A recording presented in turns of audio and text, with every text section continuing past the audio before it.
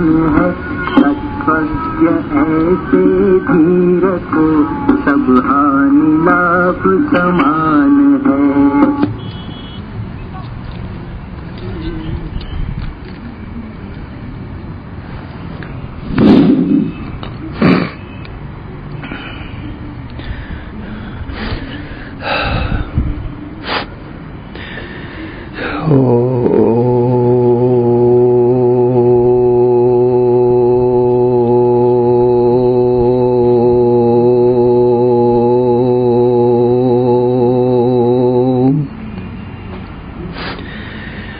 चैतन्यं शाश्वतं शान्तं व्योमातीतं निरञ्जनं नादबिन्दुकलातीतं तस्मै श्रीगुरवे नमः।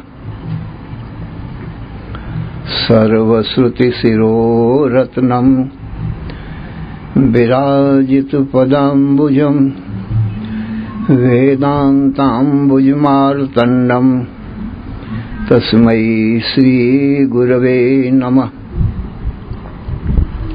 अज्ञानतिमिरान्धस्य ज्ञानाञ्जनशलाकया चक्षुः उन्मीलितं येन तस्मै श्रीगुरवे नमः।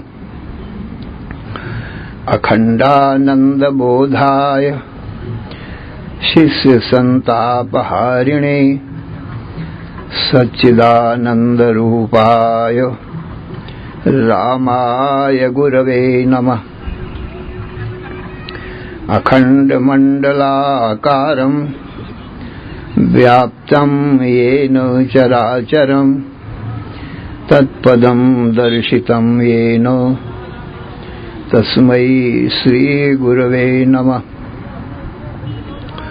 गुरुर्ब्रह्मा गुरुर्विष्णु गुरुर्देवो महेश्वरः गुरुः साक्षात् परं ब्रह्म तस्मै श्रीगुरवे नमः।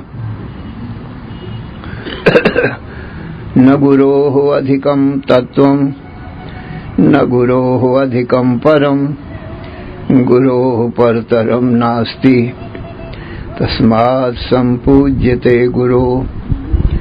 ध्यानमूलं गुरोर्मूर्ति पूजामूलं गुरोः पदं मंत्रमूलं गुरोर्वाक्यं मोक्षमूलं गुरोः कृपा। ओम नमो ब्रह्मादिभ्यो ब्रह्म विद्या संप्रदाय कर्तृभ्यो वंश ऋषिभ्यो महद्भ्यो नमो गुरुभ्यः। सर्वोपप्लवरहितः प्रज्ञानघनः प्रत्यगर्थो ब्रह्मैवाहमस्मि। नारायणं पद्मभवं वसिष्ठं शक्तिं च तत्पुत्र पराशरं च व्यासं सुखं गौडपदं महान्तं गोविन्द योगेन्द्रमथास्य शिष्यं श्रीशंकराचार्यमथास्य पद्मपादं च हस्तामलकं च शिष्यं तन्त्रोटकं वार्षिककारमन्यान् अस्मद्गुरून् सन्ततमानतोऽस्मि। श्रुतिस्मृतिपुराणानामालयं करुणालयं नमामि भगवत्पादं शङ्करं लोकशङ्करं। शङ्करं शङ्कराचार्यं केशवं बादरायणं सूत्रभाष्यकृतौ वन्दे भगवन्तौ पुनः पुनः। ईश्वरो गुरुरात्मेति मूर्तिभेदविभागिने व्योमवद्व्याप्तदेहाय दक्षिणामूर्तये नमः। अशुभानि निराचष्टे तनोति शुभसन्ततिं स्मृतिमात्रेण यत्पुंसां ब्रह्म तन्मङ्गलं परम्। अतिकल्याणरूपत्वात् नित्यकल्याणसंश्रयात् स्मर्तॄणां वरदत्वाच्च ब्रह्म तन्मङ्गलं विदुः। ओङ्कारश्चाथ शब्दश्च द्वौ एतौ ब्रह्मणः पुरा कण्ठं भित्त्वा विनिर्यातौ तस्मान् माङ्गलिकौ उभौ। ओम तत्सत् परब्रह्मणे नमः। श्री राम जय जय राम। श्री राम जय राम जय जय राम, राम जय राम जय जय राम, श्री राम जय राम जय जय राम, राम जय राम जय जय राम, श्री राम जय राम जय जय राम, राम जय राम जय जय राम, श्री राम जय राम जय जय राम। राम जय राम जय जय राम। धर्म की अधर्म का नाश हो, प्राणियों में सद्भावना विश्व का कल्याण, हर हर महादेव।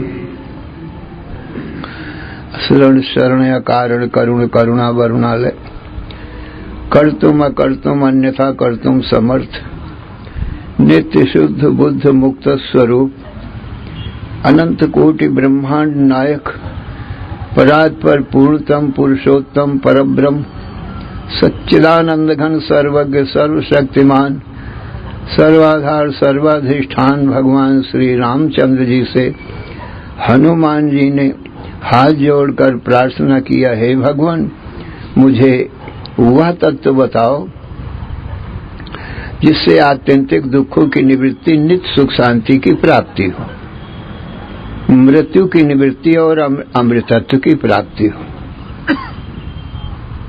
तो भगवान श्री राम बोले, हनुमान सावधान मन से श्रवण करो। मांडूक्यमेकमेवालम मुमुक्षूणाम विमुक्तये, जो जन्म मृत्यु से छूटने की इच्छा रखता है, मुक्ति की इच्छा रखता है, ऐसे मुमुक्षु के लिए एक मांडूक्य उपनिषद पर्याप्त पूर्ण है, वही मैं तुमको सुनाता हूं।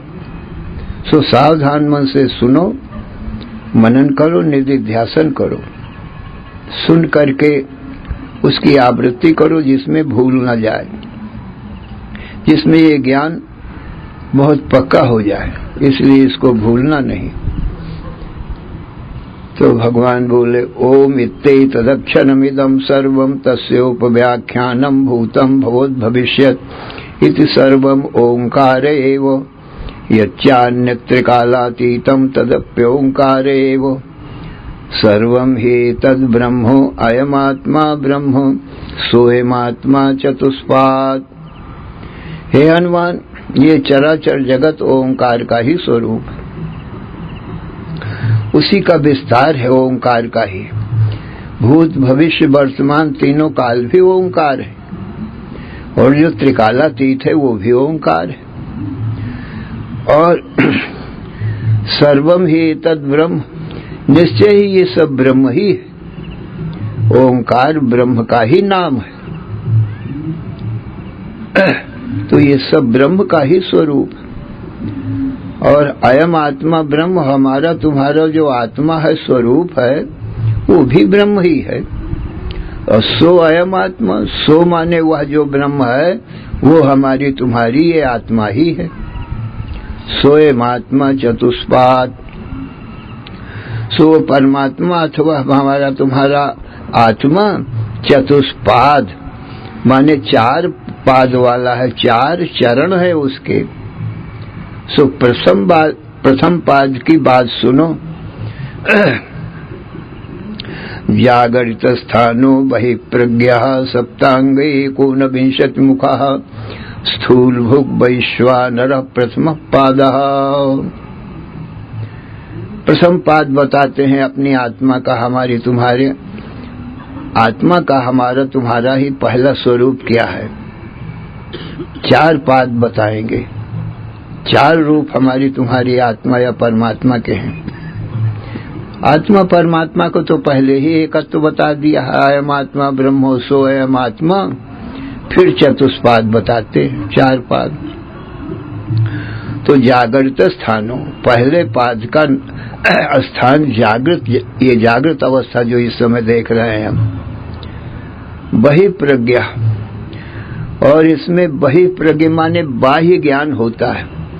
बाहर स्त्री पुरुष मनुष्य पशु पक्षी वृक्ष पर्वत सूर्य चंद्र, ये सब बाह्य ज्ञान होता है जागृत अवस्था में। बहि प्रज्ञा माने ज्ञान।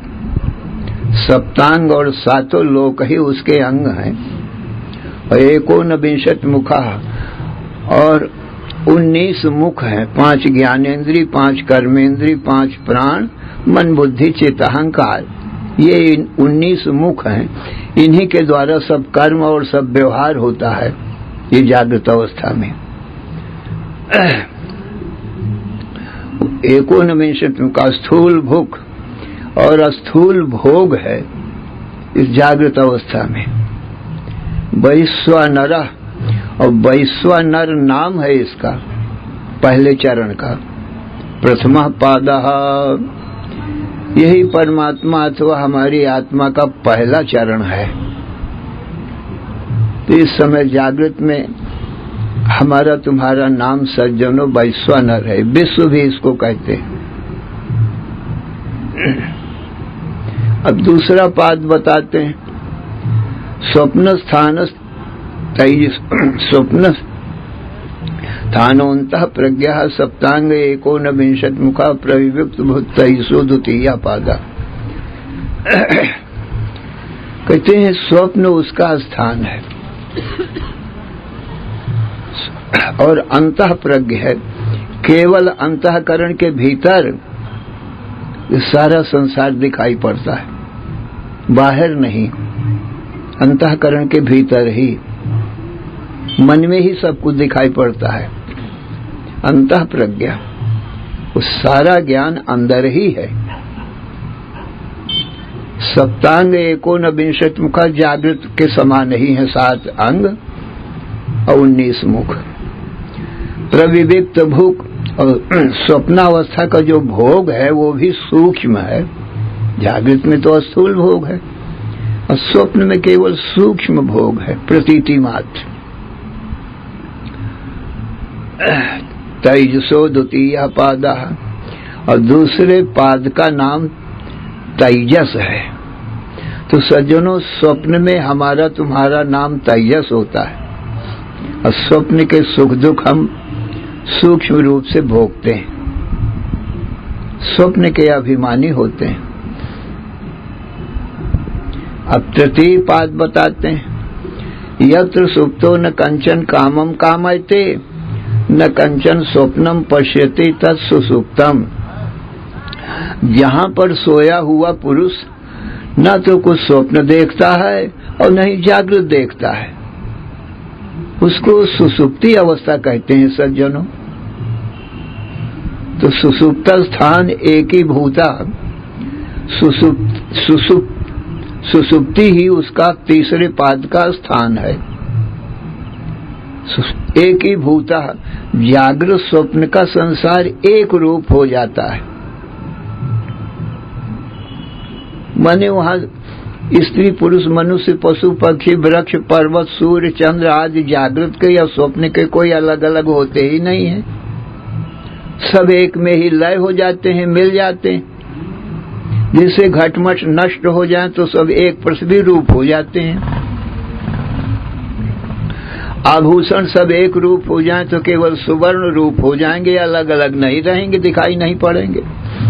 जल की तरंगें जल में मिल जाएं तो एक जल ही दिखाई पड़ेगा सज्जनों। इसी प्रकार से जागृत स्वप्न की तरंगें और सुसुप्ति अवस्था में एक रूप हो जाती हैं, अलग अलग नहीं कोई दिखाई पाते, इसलिए अलग अलग ज्ञान नहीं होता है।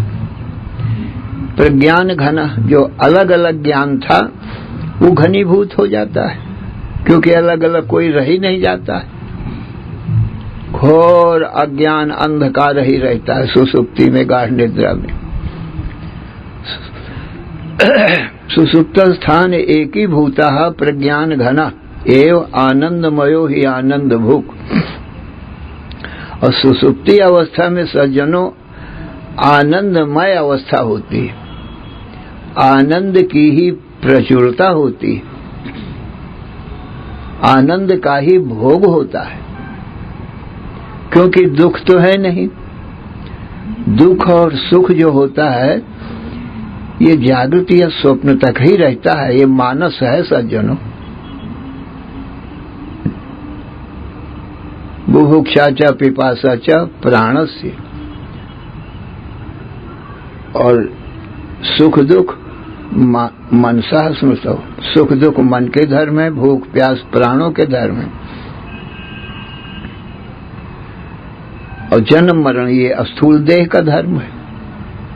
तो सज्जनों वहां स्थूल शरीर भी नहीं रहता, मन भी नहीं रहता।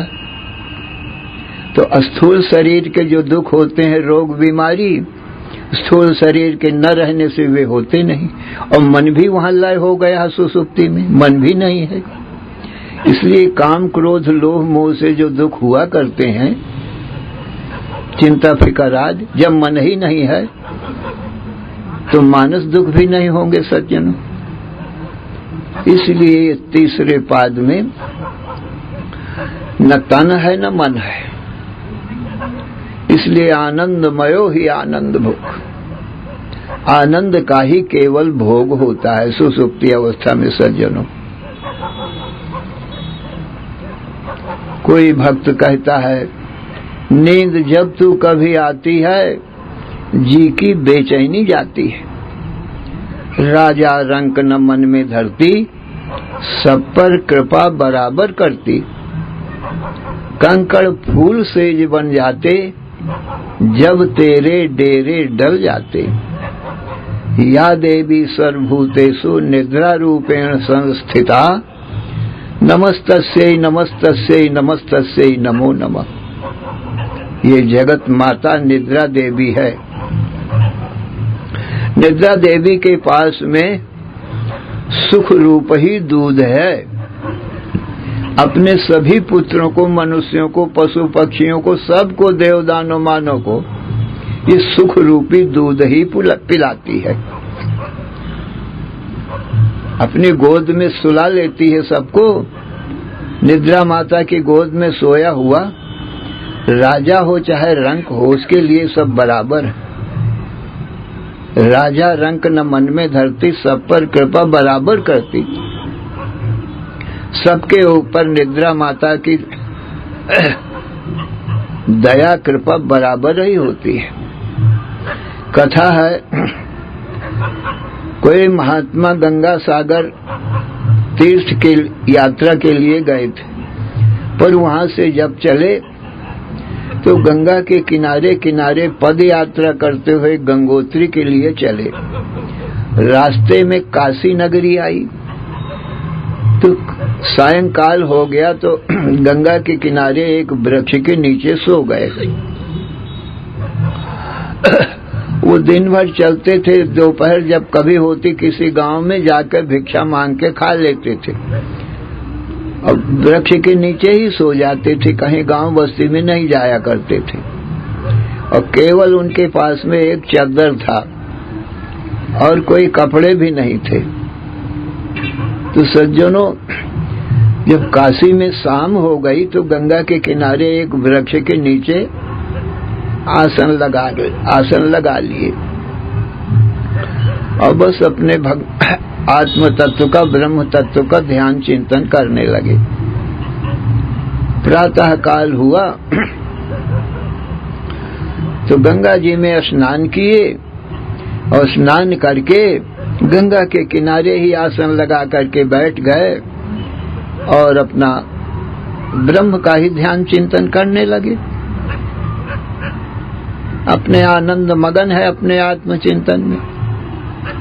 और काशी का जो राजा था वो भी भगवान का भक्त था, साधु महात्माओं का भी भक्त था। वो भी प्रातः काल उठा और गंगा स्नान करने के लिए गया। तो गंगा स्नान करके उसने देखा कि एक महात्मा गंगा के किनारे बैठे हुए समाधि में ध्यान चिंतन में मगन है। तो राजा गंगा स्नान करके संत के पास में आया और साष्टांग दंडवत प्रणाम किया और स्तुति प्रार्थना किया। तो उनसे पूछा, हे महात्मन, आप कहाँ से आ रहे हैं और कहाँ के लिए जा रहे हैं और रात में कहाँ रहे और क्या भोजन किया? तो संत ने बताया कि मैं गंगा सागर से आ रहा हूं और गंगोत्री के लिए जा रहा हूं। गंगा के किनारे किनारे चलता हूं और मध्याह्न काल जब आता है तो पास में जो गांव आता है उसमें जाकर के एक एक दो दो रोटी भिक्षा मांग के ले आता हूं और फिर गंगा के किनारे आकर के खा लेता हूं और गंगा जल पी लेता हूं और वृक्ष के नीचे आराम करता हूं। तो आज यहाँ शाम हो गई तो यहाँ विश्राम किया। ये वृक्ष के नीचे मैंने विश्राम किया है। और माघ का महीना था सज्जनों, कड़ाके की सर्दी पड़ रही थी, बहुत भयंकर ठंडी पड़ रही थी। तो राजा ने कहा इस वृक्ष के नीचे आप रहे, कितनी ठंडी ठंडी हवा चल रही है। अब आपके पास में वस्त्र भी कुछ नहीं है, एक ही चादर है, केवल यही ओढ़ने बिछाने के लिए सब कुछ है। तो ये वृक्ष के नीचे न बिछाने को कुछ है न ओढ़ने को ज्यादा कुछ है। तो रात्रि आपकी कैसी कटी? क्योंकि मैं तो महलों में पलंग में सोया, गद्दा तकिया बिछा के रजाई ओढ़ करके सोया।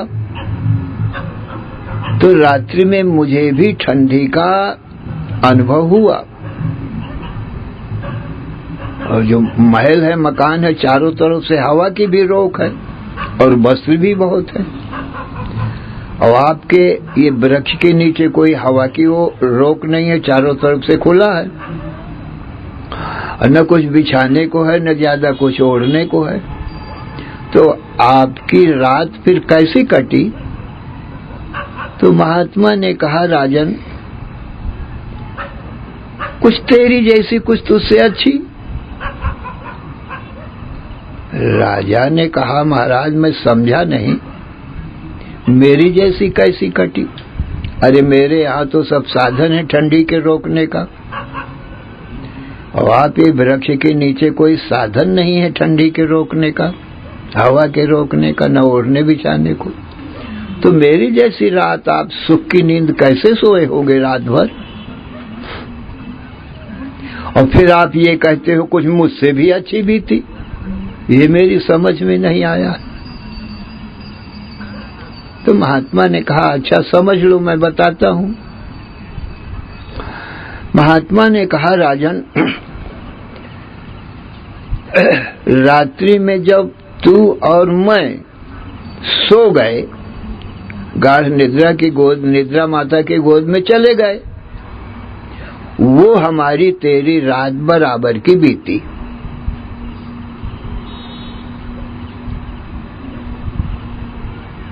क्योंकि जब सो जाओ गाढ़ नींद में तो न तन रहता है न मन रहता है, तो कोई दुख नहीं रहा करता है, आनंदमय ही बीतती है। नींद जब तू कभी आती है जी की बेचैनी जाती, कितना भी व्याकुल होवे पुरुष, स्त्री पुरुष मनुष्य चाहे पशु पक्षी, कितना भी दुख होए, परंतु नींद आ जाए जो, तो सब दुख दूर हो जाते हैं, सुखी और शांत हो जाता है, क्योंकि निद्रा माता की गोद में चला गया। तो राजा ने कहा, महात्मा ने कहा राजन, निद्रा तो माता है, निद्रा की गोद में चले जाने पर राजा हो चाहे रंक हो, गरीब हो चाहे अमीर हो, महल में सोए चाहे झोपड़ी में चाहे मैदान में, निद्रा माता की गोद में जाके तो सुख ही सुख रहता है। वहां तो दुख नाम की चीज ही नहीं है। और निद्रा माता विषमता तो करती नहीं है, उसको समता है, सब पुत्र उसके लिए बराबर है, क्योंकि वो माता देवी है, उसके पास दुख है ही नहीं, सब पुत्रों को सुख ही सुख देते हैं। तो जो तू भी सो गया मैं भी सो गया, तो वो हमारी तेरी और सारे जगत की, सभी जीवों की वो रात बराबर बीती सज्जनों। अब तो तुमको समझ में आ गया होगा राजन, क्योंकि निद्रा माता है, राजा ये माता जो है ये राजा है, ये गरीब है, अमीर है, ये महल में रहता है, ये झोपड़ी में, ये मैदान में, ये तो विचार करती नहीं है। उसको तो सभी पुत्र बराबर होते हैं, इसलिए सबको बराबर सुख देती।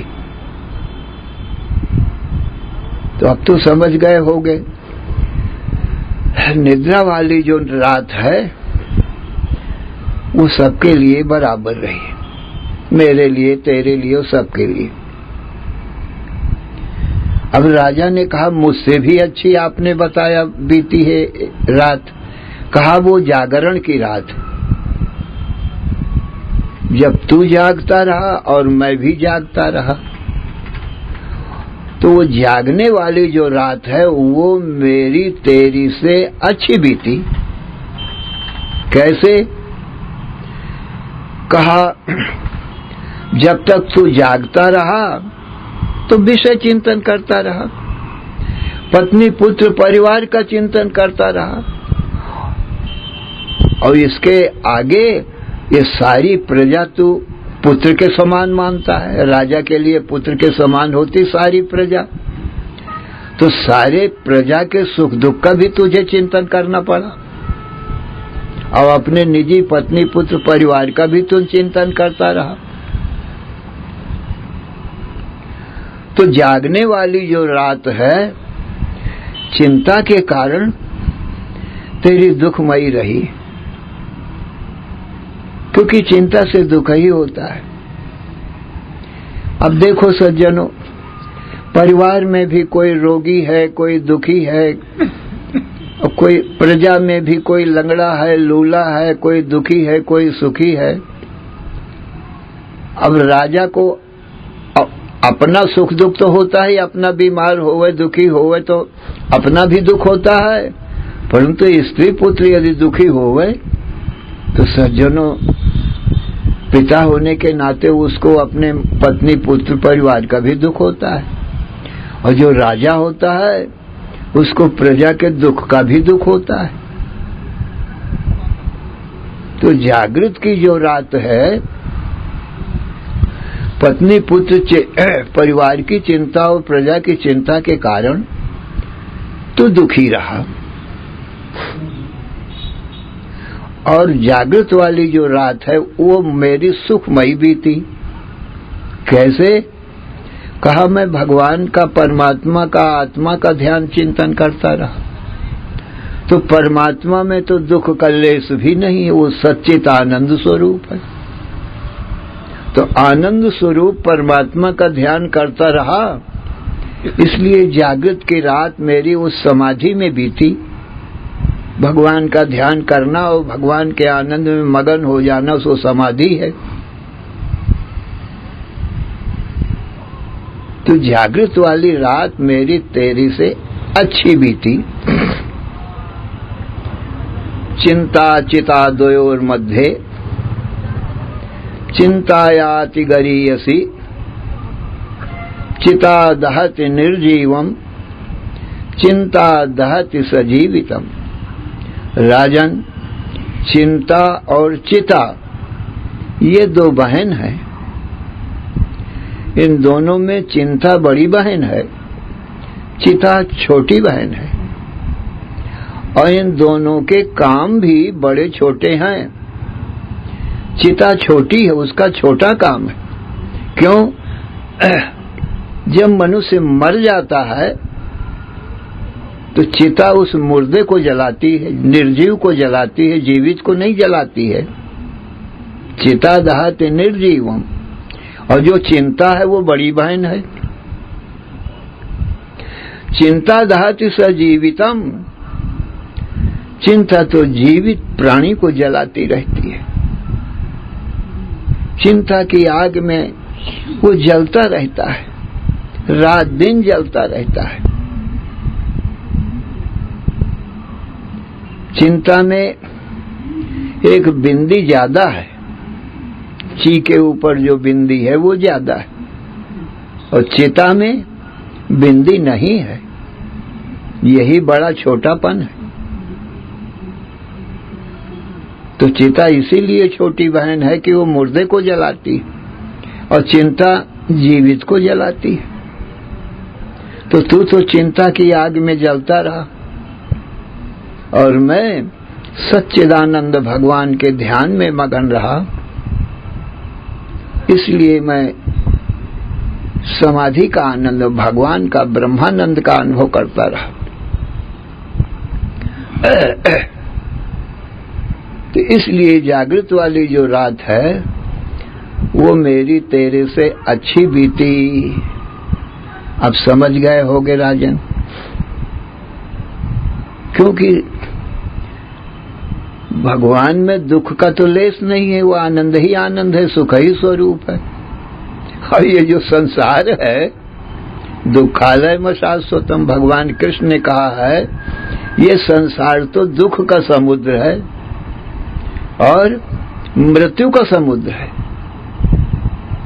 जो दुख के समुद्र का चिंतन करेगा मन से, स्त्री पुत्र मित्र धन और ये संसार, तो उसको दुख के सिवाय और जिसका चिंतन करेगा वही होगा।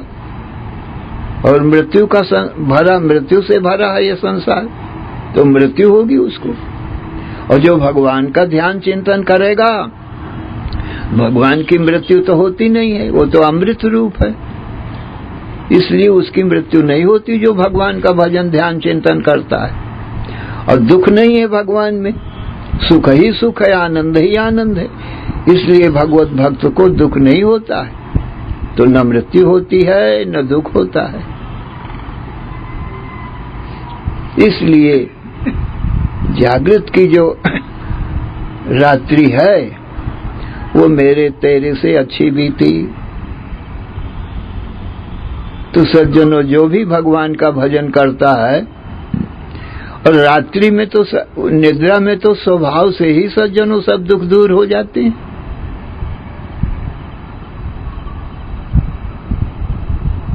क्योंकि निद्रा में देह इंद्रिय मन बुद्धि रहते नहीं है, तो दुख कहां से आएगा।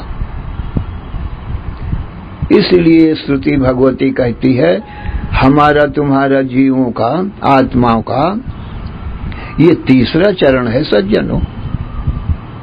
आनंदमयो ही आनंद भुक, आनंद का ही भोग होता है, आनंद की ही प्रचुरता अधिकता होती, वहां दुख नहीं होता है। हमको आपको सबको अनुभव है, रोज सोते हैं तो सब सुखी रहते हैं।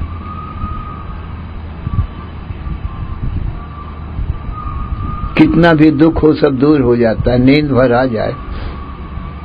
कितने निद्रा के लिए गोली खाते हैं, नींद आ जाए तो सुखी शांत हो जाए।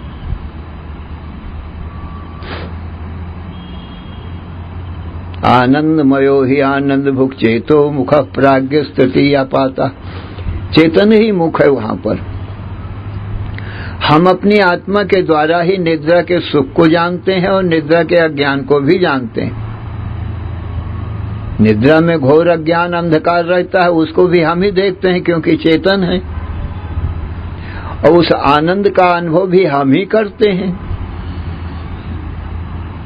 हमारा तुम्हारा स्वरूप चेतन है, जड़ नहीं।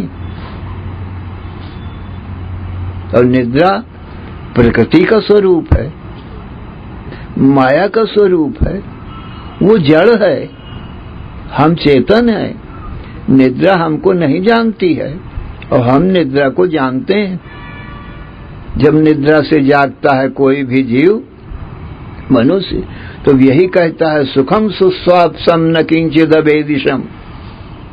आज ऐसी नींद आई जो कुछ भी न जानता भया, ऐसा निद्रा का आनंद रहा,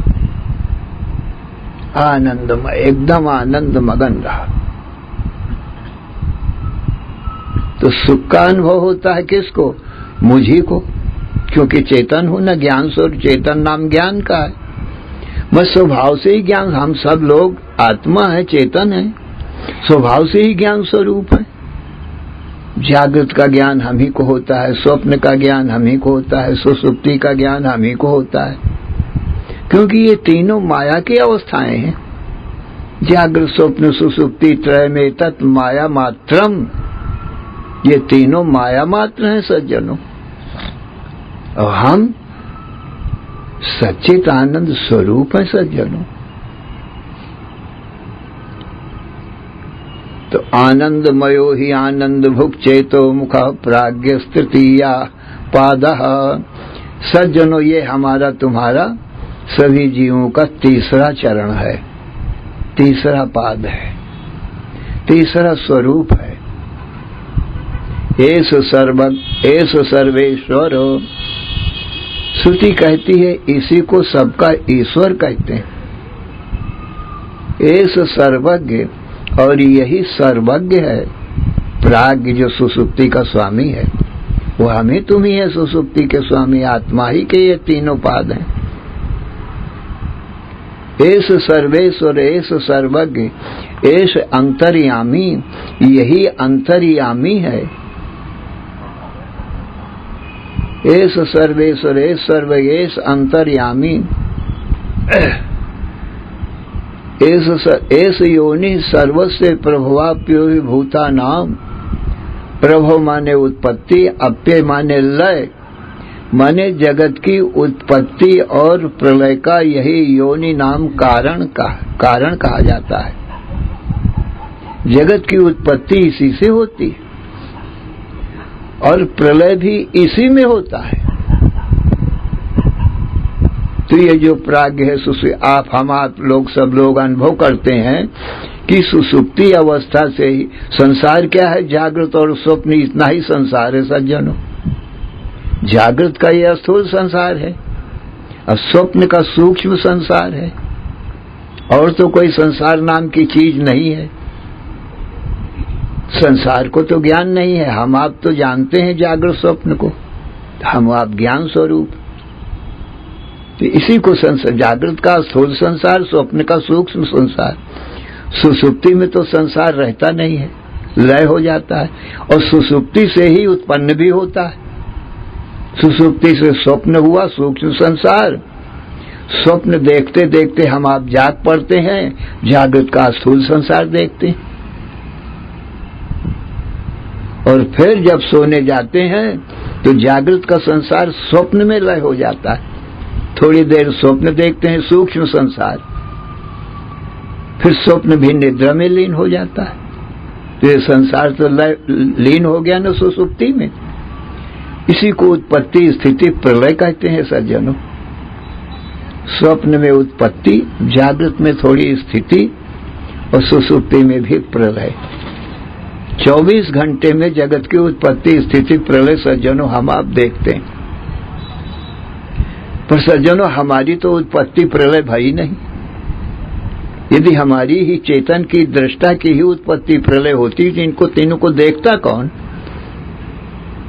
क्यों, ये तीनों तो माया की अवस्थाएं हैं, इनको तो ज्ञान नहीं है। जागृत स्वप्न सुसुप्ति त्रय में तत् माया मात्र, ये तो कार्य कारण रूप माया है। जागृत स्वप्न कार्य, सुसुप्ति कारण, माया है, इसको तो ज्ञान नहीं है, तो जड़ है। तो जागृत स्वप्न सुसुप्त्यादि प्रपंचम यत् प्रकाशते तद ब्रह्म अहम इति ज्ञात्वा सर्वबंधैः प्रमुच्यते। जो जागृत स्वप्न सुसुप्ति को प्रकाशता है, माने देखता है, वो ज्ञान स्वरूप ब्रह्म है। तद ब्रह्म अहम इति ज्ञात्वा, वो ब्रह्म मैं ही हूं। श्रुति कहती है हे जीव तत्त्वमसि, वो जो ब्रह्म है वही तू है। दूसरा महावाक्य कहता है हम ब्रह्मास्मि, मैं नाम तत्व जो है वो ब्रह्म है। ये जागृत स्वप्न सुसुप्ति ये तीनों अवस्थाएं नहीं है ब्रह्म, ये तो प्रकृति है। और ब्रह्म पुरुष, चेतन पुरुष है, पूर्णत्वात् पुरुष है। सत्य ज्ञान आनंद से जो पूर्ण है उसको पुरुष कहते हैं। वो ब्रह्म है और वही ब्रह्म हमारा तुम्हारा स्वरूप है सज्जनों। हमारा तुम्हारा आत्मा का भी जन्म मरण नहीं होता। न जायते म्रियते व कदाचिन। भगवान कृष्ण यही कहते हैं कि आत्मा का जन्म मरण अर्जुन नहीं होता है। तो सज्जनों, ये 3 चरणों की व्याख्या आज भाई, चौथे चरण की व्याख्या कल करेंगे। श्री राम जय जय राम, श्री राम जय जय राम, श्री राम जय जय राम। धर्म की अधर्म का, प्राणियों में विश्व का, हर हर महादेव। बोलो सच्चिदानंद भगवान की जय।